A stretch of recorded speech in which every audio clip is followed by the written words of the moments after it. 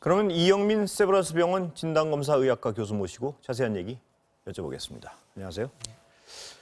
자, 교수님, 어제 100명대로 확 올라서서 걱정들이 많았는데 다시 떨어졌습니다. 근데 더군다나 주중이고 검사 건수도 많았을 텐데 떨어져가지고 안심하는 부분이 있는데 어떻습니까? 예, 맞습니다. 어저께 이제 그 코로나19 확진자 숫자가 다시 세 자리 숫자로 올라가서 많은 분들이 걱정을 하셨는데요. 다행스럽게도 어젯밤 12시를 기준으로 해서 국내 신규 확진자 숫자는 60명으로 많이 감소를 했습니다. 그리고 더더욱이나 이제 좋은 거는 지금 현재 우리가 이 코로나19의 추석 연휴간에 이제 전파를 의심을 했던 것, 그러니까 걱정을 했던 부분들이 각 이제 지방으로 이런 코로나 감염이 퍼질까봐 걱정을 했는데 아직까지는 각 지방에서 이렇게 대규모로 환자가 발생하는 것 같지는 않아 보인다는 것은 긍정적인 측면입니다. 추석 때 국민들이 방역 지침을 잘 지켰구나 이런 어떤 반증이라고 볼 수 있는 건가요? 이 정도 수치면은? 예, 맞습니다. 근데 이제 아직은 조금은 조심스러운 시간을 부분이 더 지나봐야 된다 말씀이시죠?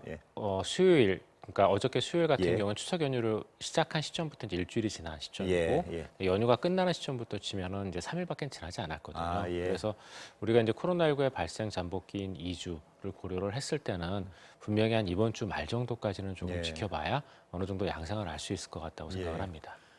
그런데 이제 또 연휴입니다, 내일부터. 그래서 실내가 답답하고 위험하고 하니까 밖으로 나가시는 분들 많은데요. 특히 등산들 많이 다니시는 것 같은데. 거기도 안전하다고는 볼 수 없죠. 사람들 몰리는데 어떻습니까? 예, 맞습니다. 이제 우리가 보통 이 코로나19에 대해서 그동안 많은 것들을 알아왔는데 또 많은 것들을 또 오해를 아직도 하고 있는 것들이 있습니다. 그 중에 하나가 이 코로나19의 이제 산미를 얘기를 하다 보니까 탁 트여 있는 이제 야외에서는 안전하지 않냐는 생각들을 많이 가지고 계신데요.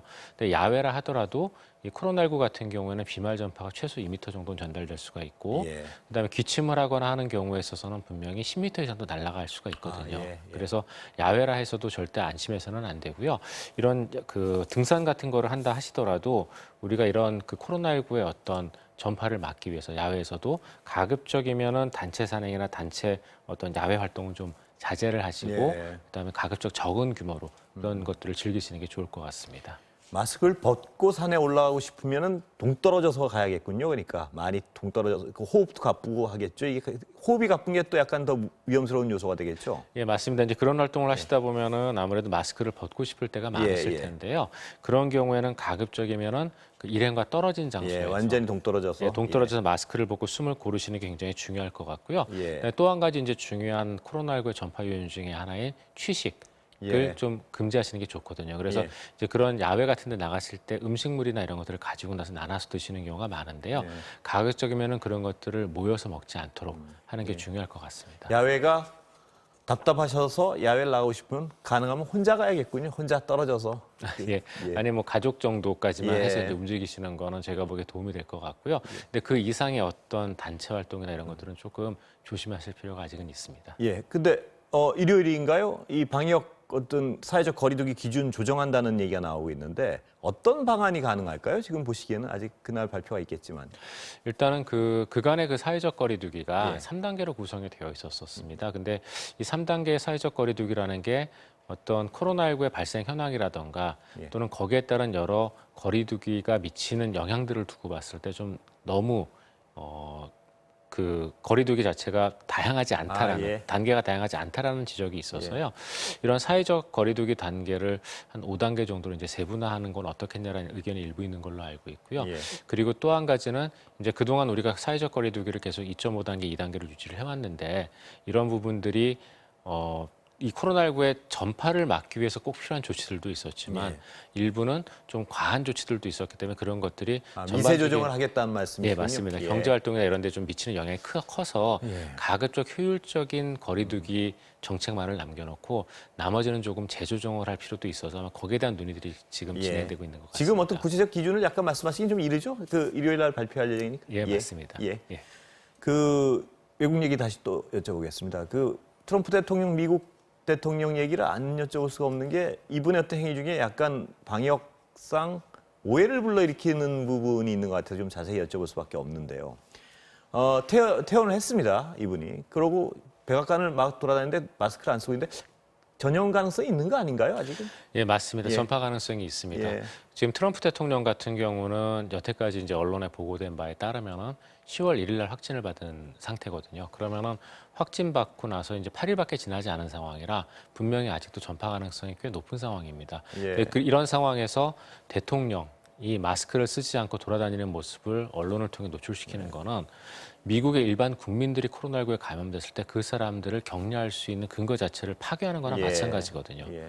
그래서 이런 코로나19에 대한 여러 대응들 중에서 가장 중요한 것들 중에 하나가 제대로 된 진단과 더 이상의 전파를 막기 위한 격리, 치료인데 그중에서 대통령 본인이 격리를 제대로 시행하지 않는 모습을 보여줌으로써 예. 어떤 국가의 전반적인 방역 대책에 대해서 지금 부정적인 그러한 영향을 주고 있다고 보시는 게 좋을 것 같습니다. 그렇습니다. 이 미국 선거 앞두고 어떤 정치적인 목적이 있는 것 같은데요.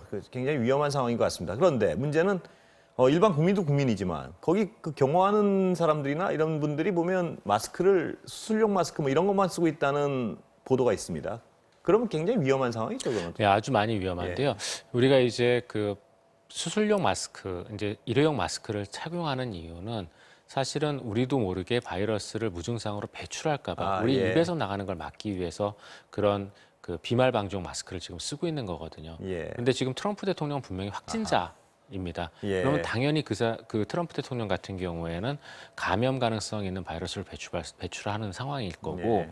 그러면 트럼프 대통령 본인이 비말 방지용 마스크를 쓰는 건 효과가 있겠지만 본인은 마스크를 쓰지 않은 상황에서 거꾸로군요, 한마디로. 지금. 맞습니다. 예. 다른 분들이 일회용 마스크를 쓰는 거는 이거는 넌센스라고 볼 수가 있습니다. 만약 그런 상태라면 예. 의료기관 안에서 코로나19 확진된 사람을 보기 위해서 쓰는 마스크는 그런 일회용 마스크가 아니라 최소한 N95 마스크와 같은 그러한 굉장히 차단력이 높은 마스크를 예. 쓰도록 권고를 하고 있거든요. 예. 그래서 이런 것들을 놓고 봤을 때 본인은 바이러스를 배출하면서 마스크를 쓰지 않고 오히려 많은 위험에 노출되어 있는 경호원들을 그런 일회용 마스크를 씌우는 거는 굉장히 문제가 많은 대책이라고 어떤 볼 수 일국의 있습니다. 대통령으로 할 수 있는 행동으로 상당히 부적절한 부분이 많은 것 같습니다. 특히 방역 관련해 가지고는. 맞습니다. 그것뿐만 아니라 지금 이런 그 백악관이 감염의 온상으로 지금 여겨지고 있지 않습니까? 예. 이제 많은 사람들이 지금 백악관에서 지금 확진이 되고 있는데 예. 그 이유 중에 하나가 지금 백악관 같은 경우에는 이런 마스크 착용이라든가 이런 방역 대책을 제대로 이행을 하지 않고 어떤 식으로 했냐면은 부정확하다고 알려져 있는 신속 진단 검사를 매일매일 예. 검사를 해서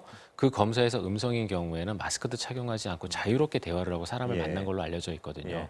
그래서 정확하지 않은 검사를 이렇게 도입을 했을 때 어떤 지금 결과를 초래하는지를 지금 백악관이 보여주고 있는 상황이라 지금 현재 트럼프 대통령의 확진이나 백악관 내부에서의 대량 확진은 이런 방역 정책에 반대되는 또 방역 정책을 제대로 수행하지 않았을 때 생길 수 있는 모든 결과를 보여주고 있다는 측면에서 예. 굉장히 시사하는 바가 많습니다. 예. 그런데 그 트럼프 대통령 주치의는 대통령이 항체가 생겼다 이렇게 발표를 했는데 그건 어떻게 해석해야 되나요?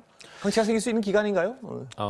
일단 우리가 이제 그 코로나19에 감염됐을 때 대부분의 사람들이 항체가 생기는 기간은 2, 3주 정도로 알려져 있는데 이 그러니까 항체를 굉장히 빨리 생성하는 사람들의 경우에 있어서는 대략 한 3일에서 5일 만에도 예. 이제 항체를 생성하긴 합니다. 의학적으로 가능은 한 일이군요. 그러니까. 예, 그래서 이게 뭐 전혀 100% 불가능하다라고 저희가 볼 수는 없는데, 근데 문제는 그 트럼프 대통령의 확진 시기에 대해서도 약간 좀 이슈가 있는 예. 상황이거든요. 예. 지금 현재 한간에 알려져 있는 거로는 트럼프 대통령의 확진 시기가 10월 1일이라고 알려져 예. 있지만 미국 내에서는 조금 더 일렀던 게 아니냐라는 지금 의문들이 나오고 있는 상황입니다. 예. 그래서 이게 어쩌면 확진 시기가 달랐기 때문인 건지 아니면 트럼프 대통령이 어떤 굉장히 극소수에 속하는 굉장히 빨리 항체를 만들어내는 예. 사람이었던 건지에 대해서는 조금 더 정보가 필요할 것 같습니다. 확진 시기를 만약 그 거짓으로 발표했다면 그것도 큰 문제입니다. 보니까. 맞습니다. 그렇게 되면 노출된 사람의 범위가 완전히 달라지거든요. 예. 그래서 그렇게 되면 우리가 방역이나 이런 부분들에 있어서 더 고려할 게 많아지기 예. 때문에 그 부분은 정확하게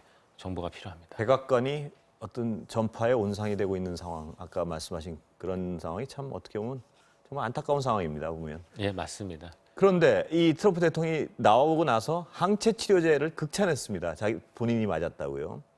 근데 그 항체 치료 일단 두 가지를 여쭤봐야겠는데 항체 치료제를 맞으면 항체가 생기는 거 아닙니까? 그 항체 관련해서. 그러니까 항체 치료제는 그 항체를 만드는 건 아니고 예. 우리가 이제 우리 몸이 항체를 만들게끔 주는 건 백신 예방 접종이 이제 거기에 해당이 되고요. 트럼프 대통령이 맞았다는 항체 치료제는 크게 이제 두 가지 종류가 있습니다. 하나는 그 회복한 사람의 혈액에서 항체를 고농도로 농축해서 만드는 게 하나가 있고요. 두 번째는 그러한 항체들 중에서 일부 효과가 있는 것만 골라내서 그 항체를 인위적으로 증폭시켜서 대량으로 만들어내는 예. 방법이 있습니다. 근데 아마도 지금 트럼프 대통령이 맞았다고 한 항체 치료제는 후자의 방법, 즉 인위적으로 항체를 대규모로 만들어낸 치료제로 생각이 되고요. 지금 미국에서는 그런 방식으로 만들어낸 항체 치료제에 대한 임상 시험이 진행 중에 있거든요.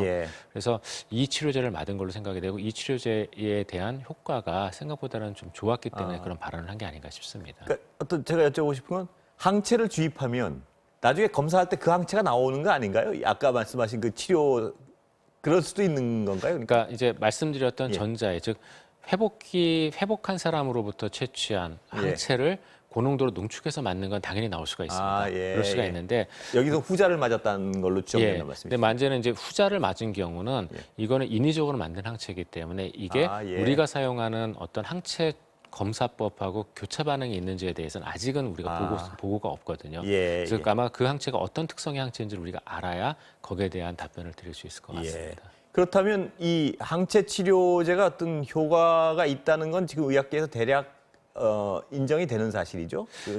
효과가 있을 수 있다고 충분히 생각은 하고 있고요. 근데 이제 거기에 대한 임상 결과나 이런 것들은 아직은 좀 기다려보고 있는 상황입니다. 항체 치료제는 우리나라는 좀 어떤 앞서 나가고 있는 부분 아닌가요? 네, 맞습니다. 이제 질병관리청 쪽에서 이런 코로나19에 대한 여러 치료 방법들을 그동안 이제 연구를 하고 개발을 해왔었는데 우리나라 같은 경우는 이제 백신보다도 이제 항체 치료제나 이런 쪽을 조금 더 노력을 기울여 왔고 이제 9월 중순에 이제 그런 항체 치료제를 좀 생산할 수 있는 기반을 이미 만들었다고 알려져 있습니다. 그래서 이런 항체 치료제 부분에 있어서는 우리나라도 어느 정도 많이 지금 앞서 나간 상태인데요. 문제는 이제 이런 항체 치료제가 앞으로도 계속 효과를 가질 것이냐라는 부분인데 지금 현재 이 항체 치료제들은 이미 효과가 있는 것들을 골라서 만드는 거기 때문에 효과는 분명히 임상 효과는 있을 걸로 생각이 됩니다. 임상적인 치료 효과는 있을 걸로 생각이 되는데 문제는 이제 이 코로나19 바이러스가 앞으로 계속 변이를 하게 되면은 항체 치료제의 어떤 목표 부위인 스파이크 단백의 변이도 생길 가능성이 있거든요. 그렇게 되면 이제 이런 항체 치료제도 효과를 조금 잃을 수도 있다고 생각은 되는데 다행인 것은 코로나19의 변이 속도가 우리가 생각했던 것보다 그렇게 빠르지는 않기 때문에 아마도 이번에 항체 치료제를 우리가 잘 만들게 되면은 어느 정도 기간 동안은 그 상당 효과를 기간 동안은 볼 수 있지 않을까 생각이 됩니다. 시간은 다 됐는데 마지막 질문 하나 드리겠습니다. 그 독감 예방 주사들 요새 많이 맞으시는데요.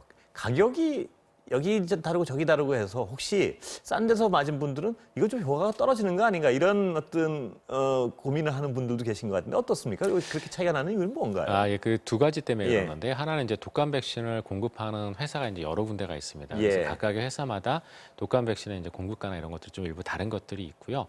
두 번째는 이제 이 독감 백신을 접종하는 의료기관에 있어서도 그 의료기관의 특성에 따라서 약간 그 의료 비용들이나 이런 부분에 차등이 있는 부분들이 있거든요. 그래서 이런 가격의 차이가 있는 거고 일단 시판돼서 국민에게 접종 가능한 형태의 독감 백신은 분명히 충분한 효과나 평가를 거치고 나오는 것들이기 때문에 그런 것들을 걱정하실 필요는 없을 것 같습니다. 가격 차이 때문에 고민할 필요는 전혀 없다 이렇게 말씀드릴 수 있는 거군요. 맞습니다. 오늘 말씀 감사합니다.